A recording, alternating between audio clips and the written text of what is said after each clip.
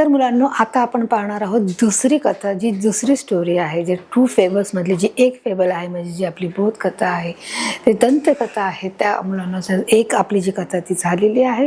आता जी आपण दुसरी कथा आहे मुलांनो, जी दुसरी स्टोरी आहे, ते आपण बघणार आहोत की ते दुसऱ्या कथेमध्ये जो मॉरल आहे, जो संदर्भ आहे, तो आपल्याला काय सांगितलं आहे, की आपण त्याच्यामागून काय शिकणार आहोत, ते देखील पाहण्याचं मजेशीर असणार आहे. चला तर आपण आपल्या दुसऱ्या स्टोरीकडे आपण पाहणार आहोत, जे आपल्या स्टोरीचं नाव आहे the town Mouse and the country Mouse. म्हणजेच काय आहे की एक शहरी भागातला उंदीर आणि एक ग्रामीण भागातला उंदीर. टाउन माऊस म्हणजे टाउन म्हणजे काय, जो शहरी भागात राहणारा, माऊस म्हणजे उंदीर माहीत आहे. त्याचप्रमाणे द कंट्री माऊस म्हणजे जो ग्रामीण भागामध्ये राहणारा जो उंदीर आहे. मग या दोन उंदराची काय बरं फरक आहे, किंवा काय यांच्यामध्ये मज्जा आहे, किंवा याच्यातून कोणत्या प्रकारचा आपल्याला मुलांनो की एक संदेश मिळत आहे, की आपण कशा प्रकारे आपण लाईफ हे जगलं पाहिजे, किंवा वेळप्रसंगी आपण आपल्या लाईफमध्ये कोणत्या प्रकारचे निर्णय घेत आहोत, हे देखील आपल्याला या स्टोरीमधून पाहणार आहोत. चला तर आपण सुरू करूया आपल्या दुसऱ्या स्टोरीला. टू फेबल्स म्हणजेच आपली जी कथा आहे म्हणून त्याच्यातील एक कथा, जी दंतकथा आहे, ती झालेली आहे. आता दुसऱ्या स्टोरीला आपण सुरुवात करत आहोत. चला बघा, आता इथे एक्सप्लेनेशनमध्ये तुम्हाला इथे दिसत आहे की two mouse, the country mouse and the town mouse, बरोबर. तर त्या दोनपैकी बघा इथे तुम्हाला काय चित्र दिसत आहे, की इथे जे आहेत सर्व खाण्याचे इथे पदार्थ दिसत आहेत. हे दोन उंदीर आहेत. जो एक उंदीर आहे तो कसा आहे मुलांनो, जो शहरी भागातला आहे, आणि जो दुसरा उंदीर आहे तो कुठे आहे, ग्रामीण भागामधला उंदीर आहे. की तो काय करत आहे, की तो त्याचप्रमाणे इथे जेवणाचं किंवा लंच आपण असं म्हणू शकतो, तिथे त्याला बोलवलं आहे. मग कशासाठी बोलवलं, आता आपण बघा कथेला सुरुवात करूया. वन्स अपॉन अ टाईम म्हणजे एके दिवशी a town mouse visited his cousin in the country. बघा, the town mouse visited in the country. काय केलं आहे बघा, आता आपण कठीण शब्द पण त्याच्यासोबत पाहणार आहोत. टाउन माऊस म्हणजे जो शहरी उंदीर आहे, तो visited is cousin in the country. व्हिजिटचा अर्थ काय आहे, भेट देणे आहे. काय आहे मुलांनो, भेट देणे. कोणाला भेट दिली आहे, जो ग्रामीण भागातील जो उंदीर आहे, किंवा जो त्याला भेट दिलेली आहे.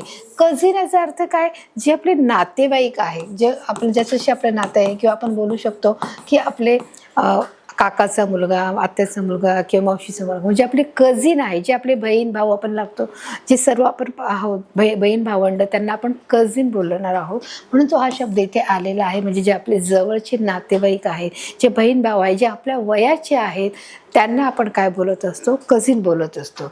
मग इथे कझिन हा शब्द त्या अर्थाने आपण घेणार आहोत. बघा इथे घेतला आहे, वन्स अपॉन अ टाईम, एके दिवशी टाउन माऊस व्हिजिटेड म्हणजे भेट दिली आहे. कोणाला भेट दिली आहे, इज कझिन म्हणजे त्याच्या कझिनला, म्हणजे त्याच्या बरोबरीचा, त्याच्या समवयस्काचा असणार, जे समवयस्क आहे, जे बहीण भावंड, सर्व एक नाही तर एकापेक्षा जेव्हा जास्त 2, 3, 4 जेव्हा असे बहीण भावंड जेव्हा एकत्र येतात, तेव्हा आपण त्यांना कझिन बोलत असतो. आणि त्या कझिन इन द कंट्री, की त्याने त्याच्या भावाला काय केले आहे, ग्रामीण भागातील भावाला भेट देण्याचं ठरवलं आहे. बघा, व्हिजिट त्याने काय दिली आहे, भेट दिलेली आहे. आणि आता पुढे भेट दिलं तर पुढे काय गंमत घडते, ते देखील आता पाहणं हे मजेशीर असणार आहे. बघा इथे काय दिलं आहे, the country Mouse was very simple. जो कंट्री माऊस, जो आपला ग्रामीण भागातला जो उंदीर होता, तो अगदी साधा होता. बघा इथेच आपण शब्दाचे अर्थ देखील पाहणार आहोत. आपण एक्सप्लेनेशन करता करता, स्पष्टीकरण करता करता आपण कठीण शब्द देखील पाहणार आहोत. कंट्री माऊस म्हणजे काय आहे, जो ग्रामीण भागातला जो उंदीर आहे, तो कसा होता, वॉज व्हेरी सिम्पल म्हणजे तो साधा होता. त्याचं जे राहणीमान, त्याचं जे खाण्यापिण्याचं राहणीमान, की त्याचं राहणीमान आहे कसं आहे, साधं आहे. And he love is town cousin, आणि तो त्याच्या शहरातल्या भावावर खूप प्रेम करत असे, की जो त्याचा जवळचा जो नातेवाईक होता, त्याच्यावर तो काय करत असे, खूप प्रेम करत असे. ही लव म्हणजे प्रेम करणे. टाउन कझिनचा अर्थ मी तुम्हाला सांगितलेला आहे, की जो जवळचा आपला जो नातेवाईक आहे, त्याला आपण कझिन बोलतो. The country Mouse was very simple. जो ग्रामीण भागातला जो उंदीर होता, तो अगदी साधा होता, आणि त्याच्या जो शहरा भागातले जो त्याचा जो कझिन होता, त्याच्यावर त्याचं अतिशय प्रेम होतं. बघा, मग अशा प्रकारे ते एकमेकांना देखील भेटायला आलेले आहेत.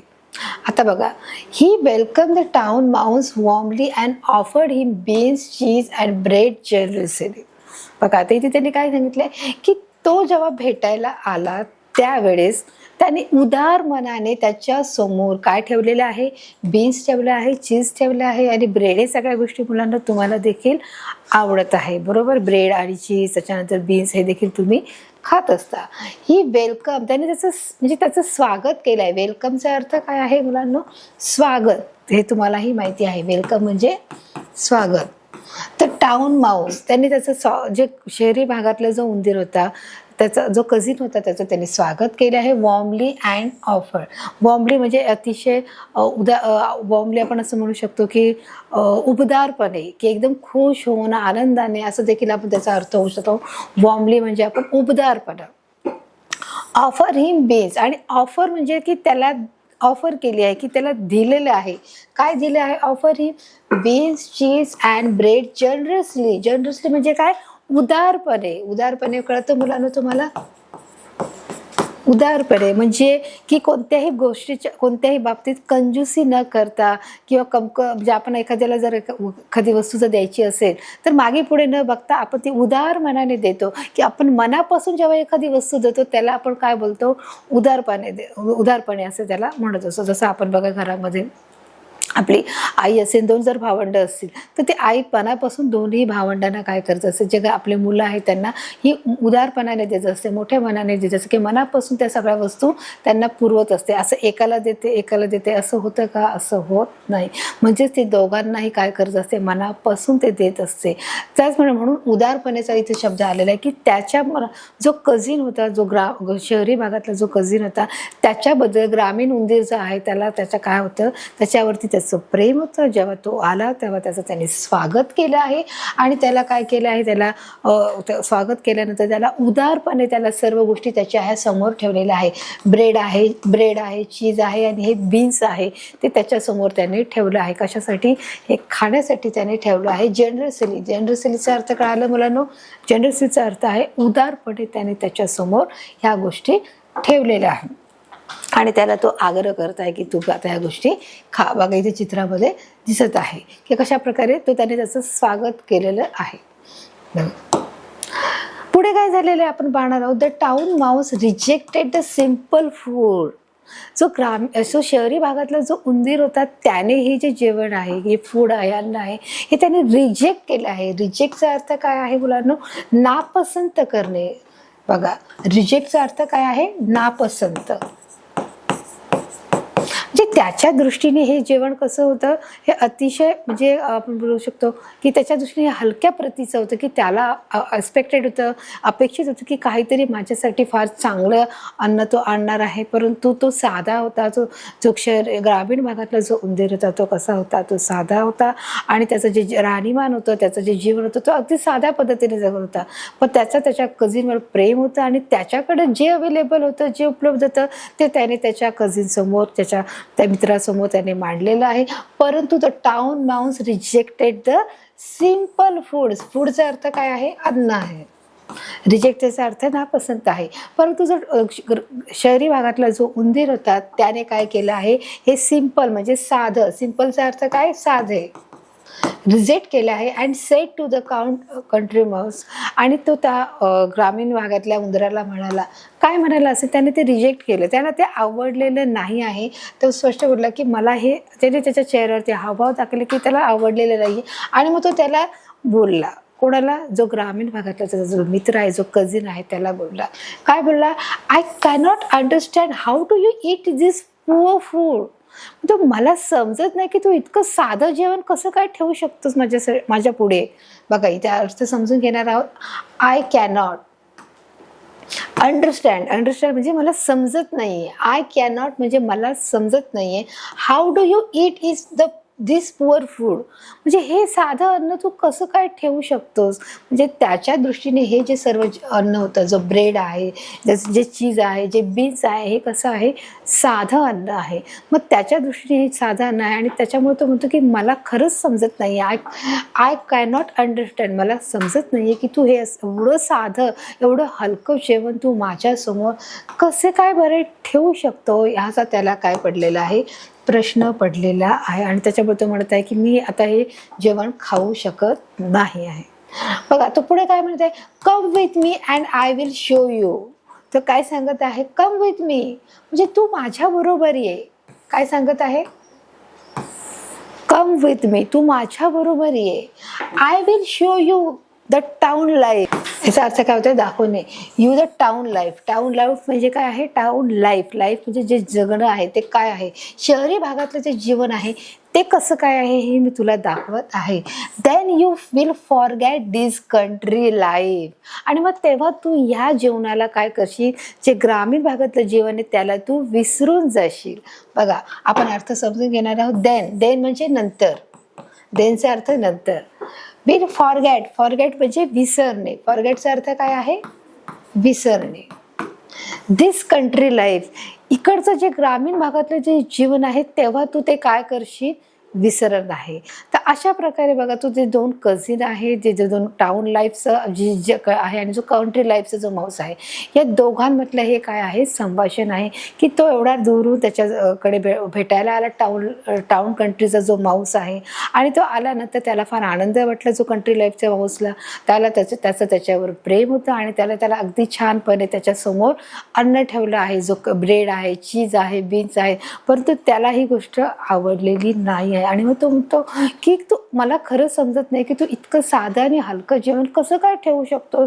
तू माझ्याकडे ये, कम विथ मी, तू माझ्या बरोबर ये आणि मी तुला दाखवतो की जे लाईफ आहे मुलांनो, जे टाउन लाईफ आहे ते कशा प्रकारे आहे. ते जर तू बघशील तर तुला इकडचं जे कंट्री लाईफ आहे, जे ग्रामीण भागातलं जे जीवन आहे ते तू विसरून जाणार आहेस, असं देखील तो त्याला काय करत आहे, सांगत आहे. म्हणजे त्यांच्या दोघातलं हे काय आहे, संभाषण आहे की त्याला ते जेवण आवडलेलं नाही आणि तो त्याला सांगते की तू माझ्या बरोबर ये. मग असं बोलल्यानंतर काय होणार आहे पुढे, तुम्हाला देखील आता तुम्हाला उत्सुकता वाढली असेल की नक्की तो दुसरा माऊस काय बोलला असेल, की तो येणार आहे का नाही येणार आहे, की त्याला वाईट वाटलंय. आता आपण जाणून घेणार आहोत. बघा, पण असं बोलल्यानंतर ते दोघेही त्या कंट्री लाईफमधून काय झाले आहे, बाहेर आलेले आहेत आणि ते टाउन कंट्रीमध्ये शिफ्ट झालेले. त्यांनी त्यांचे ते राहतं घर आहे ते त्या ठिकाणी ते राहत होते. जो कंट्री माऊस होता तर त्याने तिकडची जागा सोडली आणि तो त्याच्याबरोबर राहायला, टाउन माऊस होता त्याच्याबरोबर आला. कुठे आला, बघा, शहरी भागामध्ये आला. The two MICE left for the town. जे दोन उंदीर होते त्यांनी काय केलं आहे, लेफ्ट केलं आहे. त्यांनी त्यांचं जे घर आहे, ती जागा आहे, ती काय केली आहे, सोडली आहे.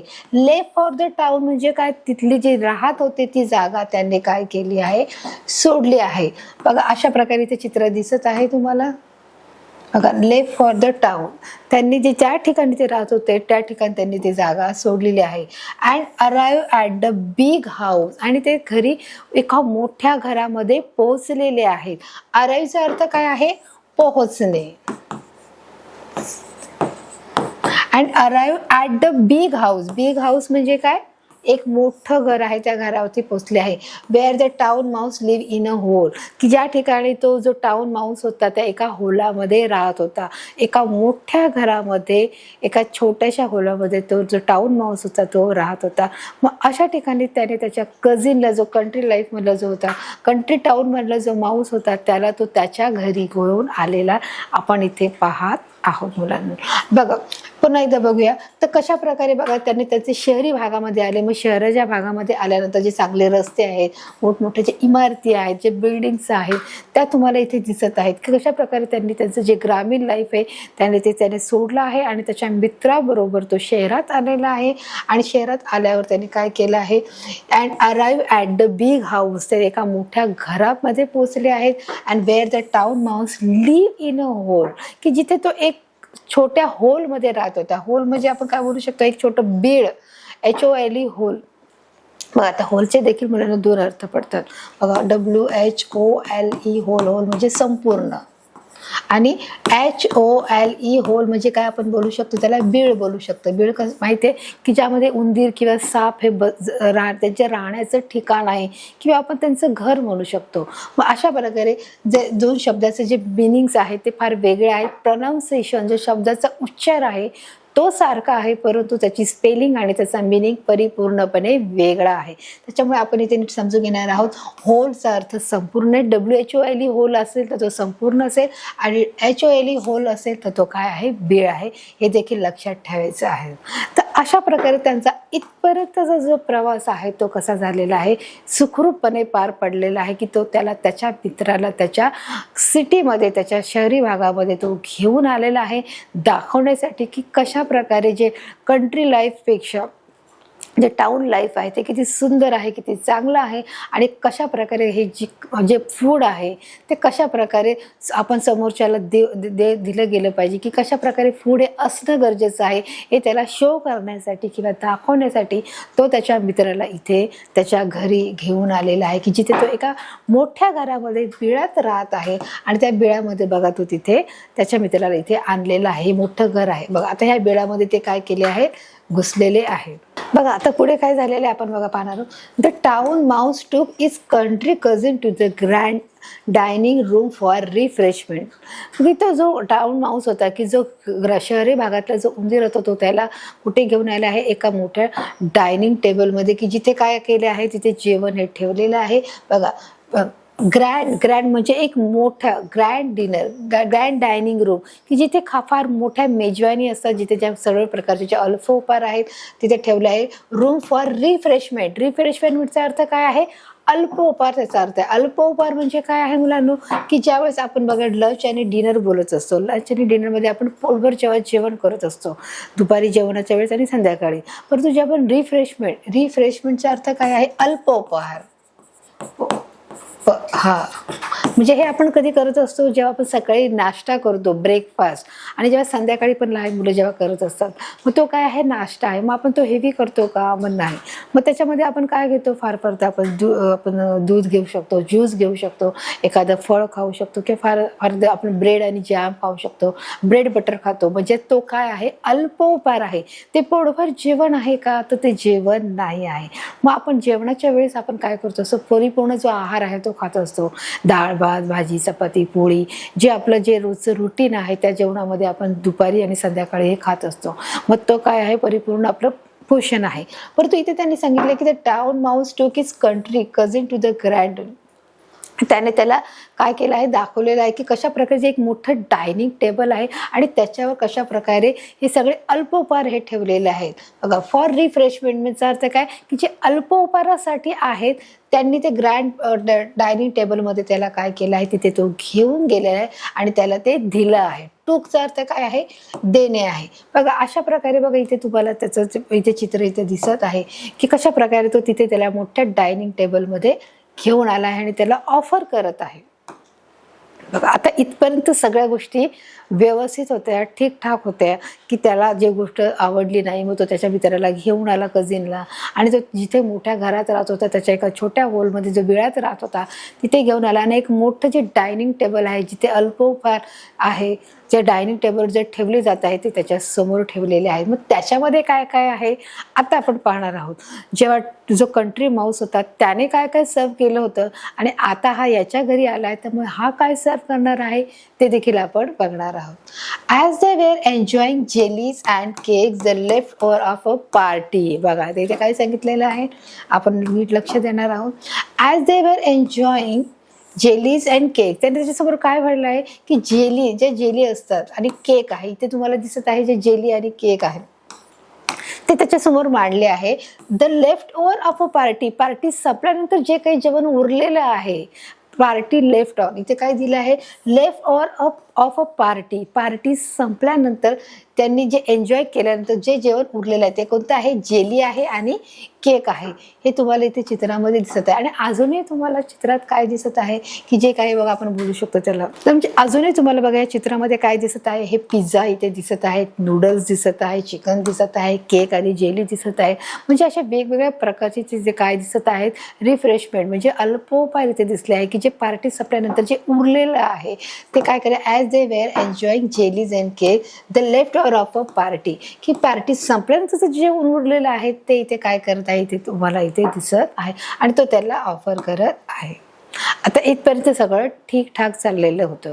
पुढे आपण काय पाहणार आहोत. Suddenly they heard growing and barking.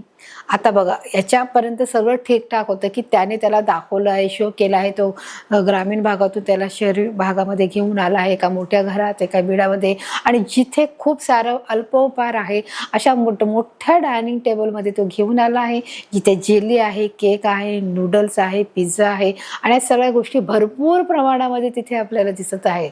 परंतु आता काय झालंय ते देखील आपण पाहणार आहोत.